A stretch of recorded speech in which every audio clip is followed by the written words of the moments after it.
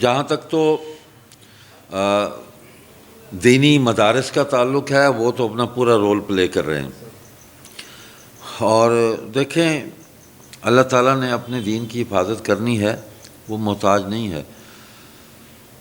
آج سکولز میں، کالجز میں، یونیورسٹیز میں کہیں نہ کہیں کوئی نہ کوئی بات، کوئی لیکچر، کوئی کتاب بالکل پہنچ رہی ہے۔ اگر وہاں کی انتظامیہ یا ان اداروں کے جو ذمہ دار ہیں وہ اگر اپنا کوئی رول پلے نہیں کر رہے، لیکن جو طلباء ہیں ان کے اندر بہترین کام چل رہا ہے، تمام شعبوں کے اندر چل رہا ہے، اور مختلف تنظیمیں کام کر رہی ہیں، لٹریچر جا رہا ہے، دعوت پہنچ رہی ہے، لیکچرز ہو رہے ہیں، سوشل میڈیا نے اتنی اویئرنیس دے دی ہے کہ سب لوگ اس طرف متوجہ ہیں، تو ہم تو مایوس نہیں ہیں، الحمدللہ کام ہو رہا ہے، وہاں بالکل ہو رہا ہے، اللہ کے فضل سے ہر شعبے میں ہو رہا ہے۔ آپ صرف تعلیمی اداروں کی بات کر رہے ہیں، ہم تو بار رومز میں گئے ہیں، ہائی کورٹ بار میں اور سول کورٹس میں، وہاں بھی ہم گئے ہیں، ڈسٹرکٹ بارز میں بھی گئے ہیں،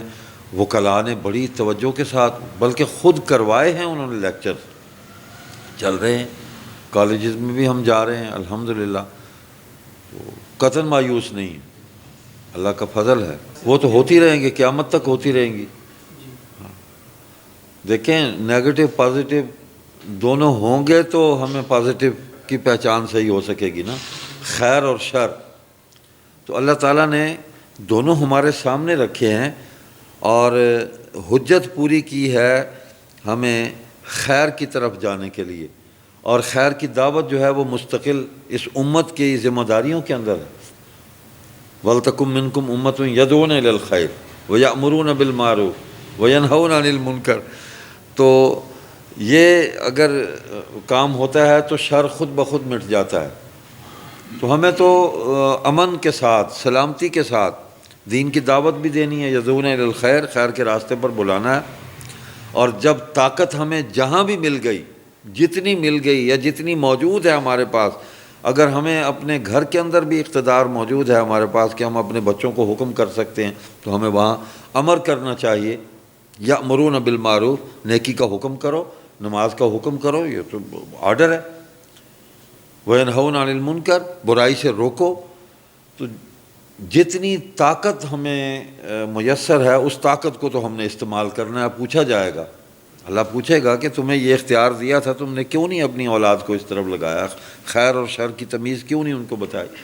تو یہ کوئی مسئلہ نہیں ہے، شیطان موجود ہے، اللہ تعالیٰ نے خود اس کو پیدا کیا، تو اسی لیے کیا ہے نا کہ سچائی اور گمراہی، ضلالت، یہ دونوں لوگوں کو نظر آئیں۔ اللہ نے کسی کو زبردستی نہ مسلمان کیا ہے، تو نہ اللہ تعالیٰ کسی کو کرنا چاہتے ہیں زبردستی، لیکن راستے کھول دیتے ہیں۔ اللہ رحیم اور کریم ہے، اللہ چاہتا ہے کہ انسان جو ہیں وہ خیر کی طرف آ جائیں، اسباب بھی پیدا کرتے ہیں اللہ کہ یہ آ جائے، یہ آ جائے، یہ آ جائے، اور لوگ آ رہے ہیں۔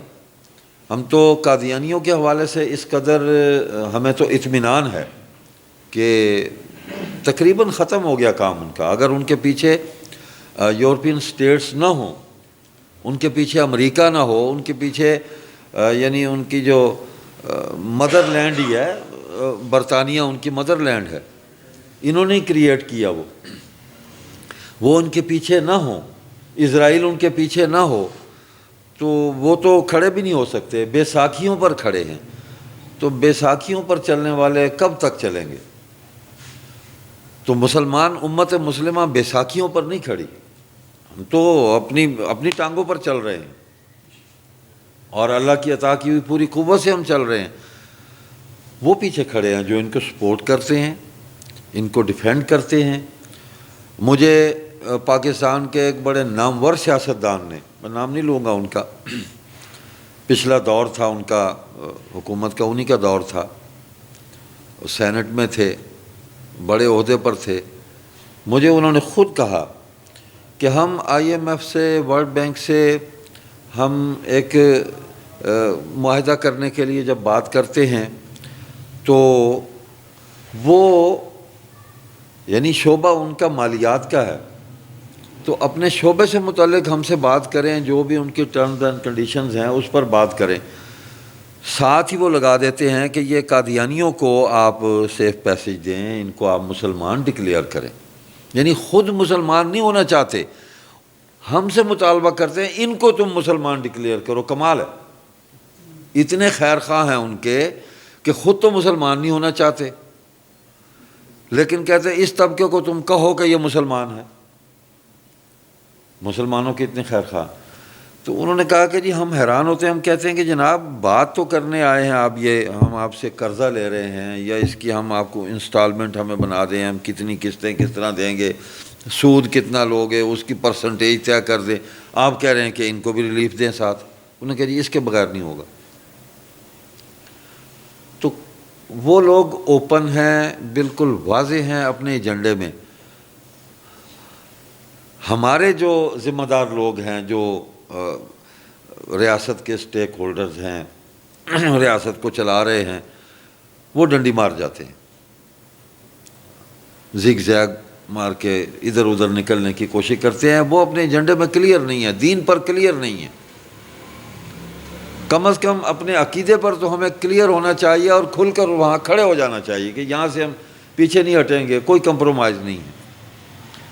وہ کافر تو واضح ہے، تو ہمیں تو کوئی پریشانی نہیں ہے۔ ویسے آپ کہ پڑوس میں ہمارے مومن بھائیوں نے کس طرح اللہ پر توکل کر کے انہوں نے پوری دنیا کی طاغوتی قوتوں کو، جو اپنا پورا کا پورا یعنی اسلحہ لے کر یہاں آئے تھے اور سارا چلا کے انہوں نے اس تجربات مکمل کیے ہیں، یہاں جو اپنے ملک میں نہیں چلا سکتے تھے یہاں آ کے چلا کے لوگوں کو مار کے تقریباً 30 سے 35 لاکھ انسانوں کا قتل عام کر کے انسانیت کے جو علمبردار ہیں ان کو یہاں سے بیک ٹو پویلین ہونا، بڑی ذلت آمیز شکست کے ساتھ۔ اور وہ فقیر اور درویش وہ بیٹھے ہوئے ہیں کہ ہم اپنے پہلے روز سے جس نقطے پر تھے، جس ایجنڈے پر تھے، وہیں کھڑے ہیں، ایک انچ بھی ہم پیچھے نہیں ہٹے، کوئی ہم نے یو ٹرن نہیں لیا۔ تو استقامت ہی ہے۔ ان الذین قالوا ربنا اللہ ثم استقاموا تتنزل علیہم الملائکہ الا تخافوا ولا تحزنوا وابشروا بالجنۃ التی کنتم توعدون۔ کھڑے ہو گئے ہیں۔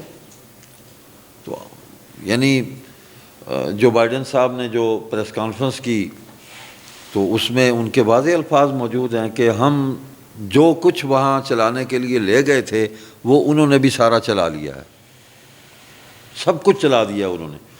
تو میں اپنی قوم کو مزید وہاں نہیں مروانا چاہتا۔ تو 20 لاکھ انسانوں کی قربانی اس سے بھی زیادہ ہے، کچھ تھوڑی نہیں ہے۔ ان کی نسلیں برباد ہوئی ہیں، تو لیکن دین کے ساتھ ان کی جو وفا تھی اس نے ان کو زندہ کر دیا۔ صحابہ کا عہد جو ہے انہوں نے ہمیں دکھا دیا۔ مرزا قادیانی نے یہاں بھی بندے بھیجے تھے، اپنے 2 مبلغ بھیجے تھے۔ امان اللہ خان اس وقت بادشاہ تھے، ان کو میسج کنوے کیا تھا کہ میری نبوت پر ایمان لے آئے، لیکن انہوں نے تو ان کو سزائے موت دے دی تھی۔ تو اس کے بعد افغانستان میں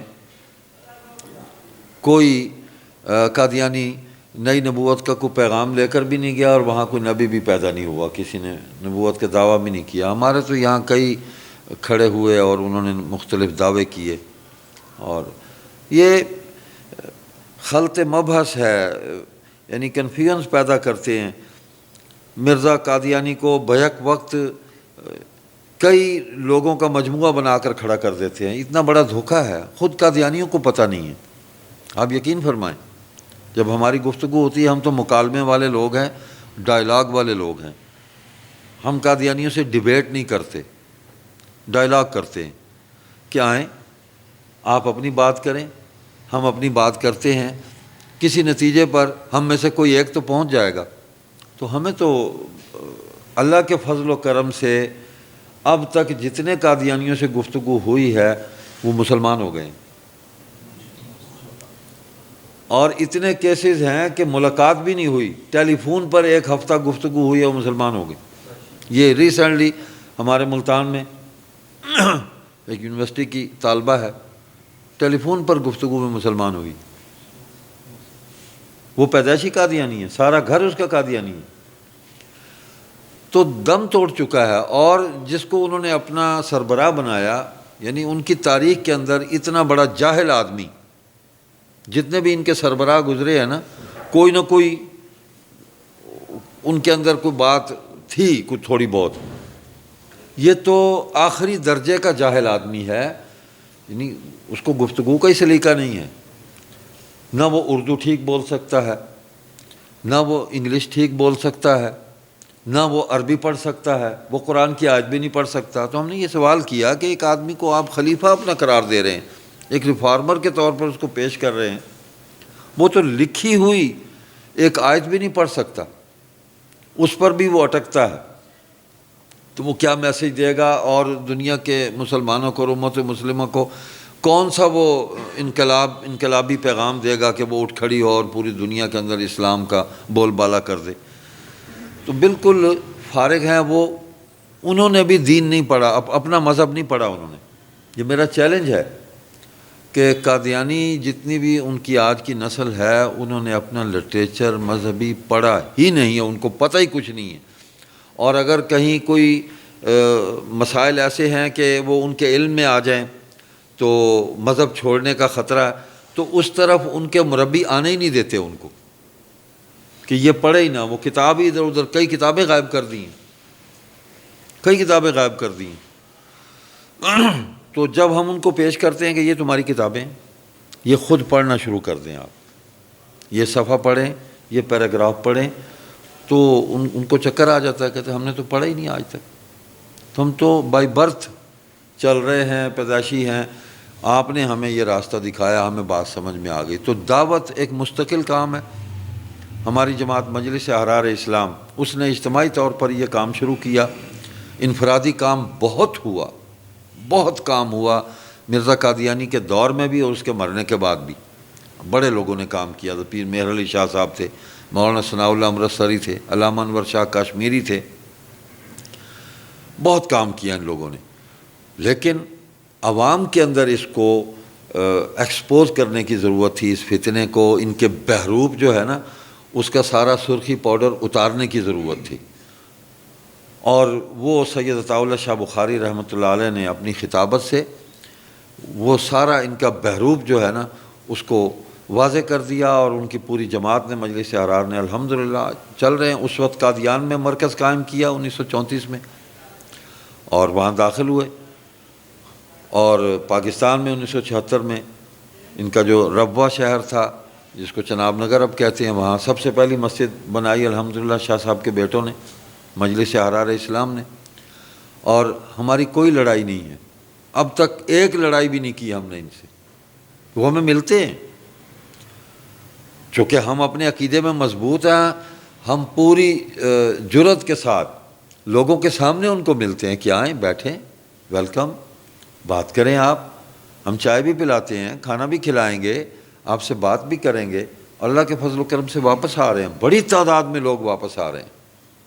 کچھ نہیں رہا، کوئی چارم نہیں ہے اس کے اندر، پہلے بھی نہیں تھا، دھوکہ تھا، بحروب تھا، میک اپ تھا، وہ ہم نے اتار دیا، لوگ واپس آ رہے ہیں. تو اس پر محنت کی ضرورت ہے. اور ہمیں اپنی گفتگو کے اندر اور اپنی دعوت کے اندر، اپنی سٹرگل کے اندر شدت نہیں پیدا کرنی چاہیے. اس کے اندر ایک اخلاق ہو. حضور صلی اللہ علیہ وسلم نے اخلاق سے دعوت دی ہے، محبت سے دعوت دی ہے. دعوت کا کام تو اخلاق اور محبت سے ہوگا. ہاں کوئی لڑنے کے لیے آ جائے تو اس میں بھی کوشش کریں گے آخر وقت تک ہم کہ لڑائی نہ ہو، لڑائی سے ہم بچ جائیں، یہ آدمی بچ جائے، یہ ہمارے پاس آ جائے، یہ ہماری کوشش ہوتی ہے. تو آپ ماشاءاللہ پڑھے لکھے لوگ ہیں، اور جس سوسائٹی میں آپ لوگ محنت کر رہے ہیں، خوشی کی بات ہے. ان اصولوں کے تحت آپ کو کام کرنا چاہیے. سوشل میڈیا سے بھی ایک اچھا میسیج دینا چاہیے. تحریک تو کسی ماحول کے مطابق ہوتی ہے نا، موومنٹ. تو باہر یہ ماحول نہیں ہے.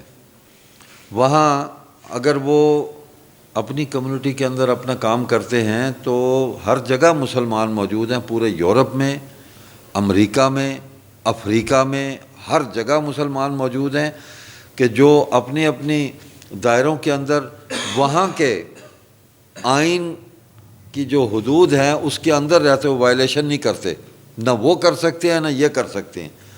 اپنی ملکی قانون کے دائرے کے اندر رہتے ہوئے وہ اپنی اسٹرگل جاری رکھتے ہیں. اور الحمدللہ میں ساؤتھ افریقہ گیا ہوں،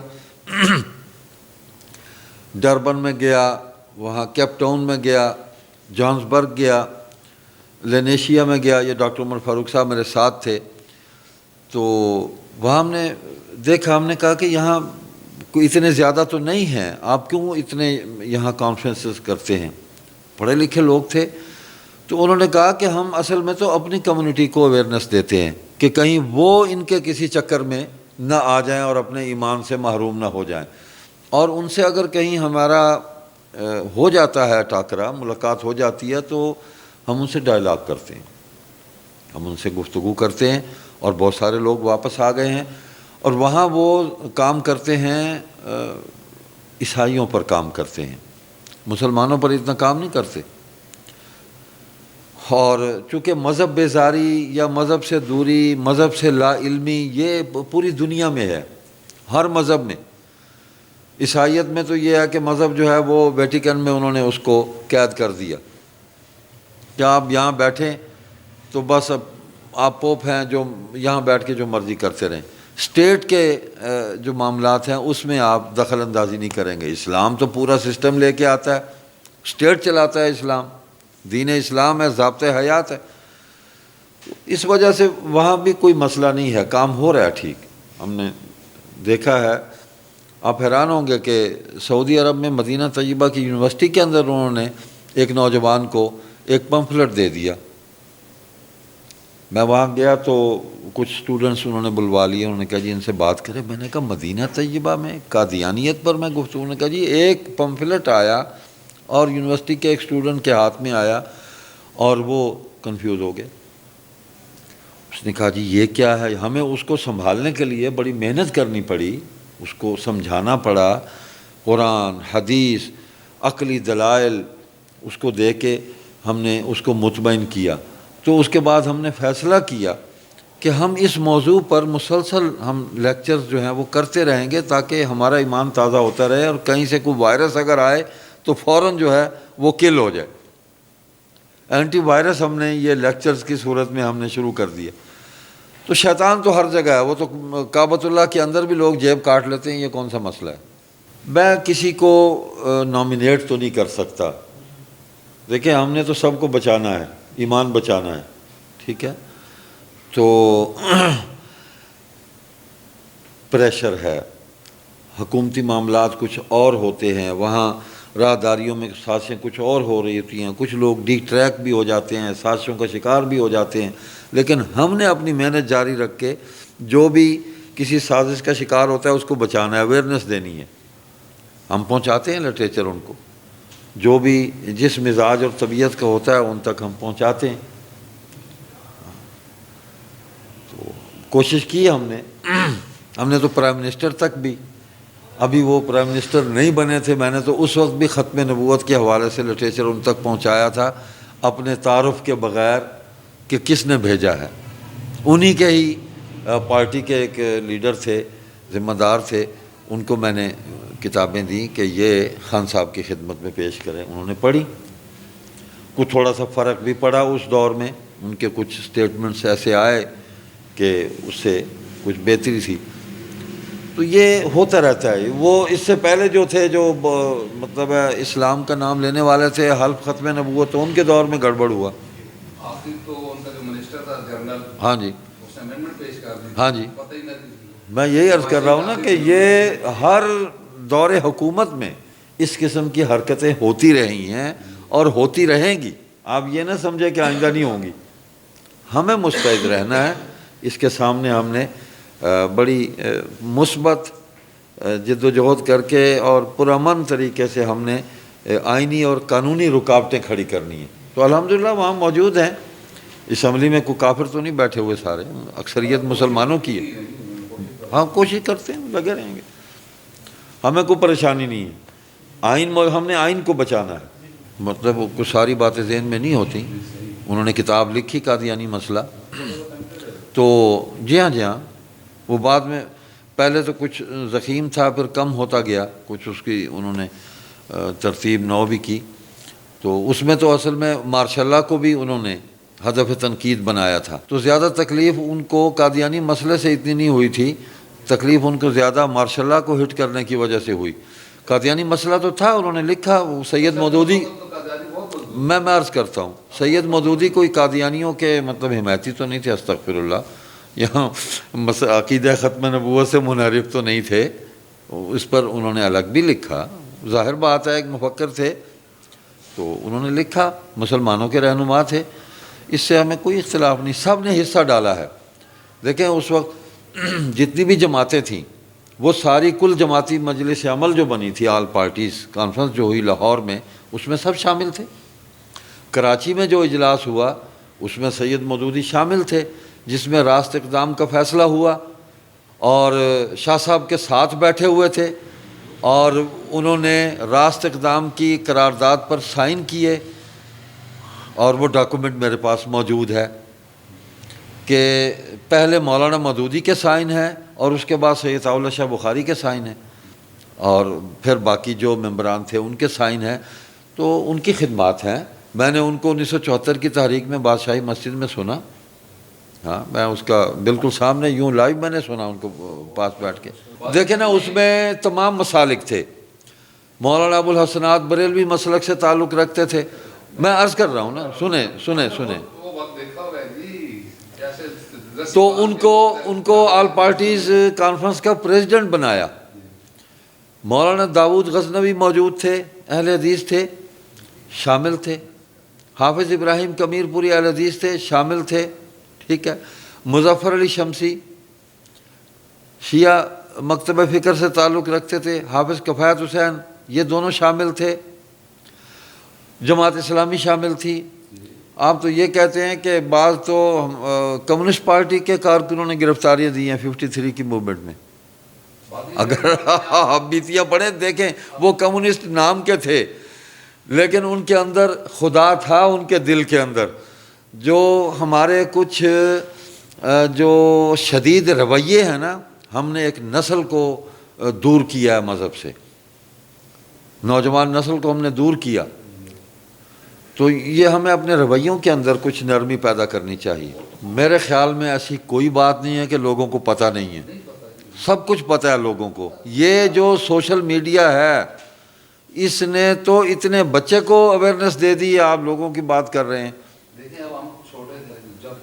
وہ آپ اپنے دور کی بات نہ کریں, بچپن کی, اس وقت یہ ذرائع نہیں تھے.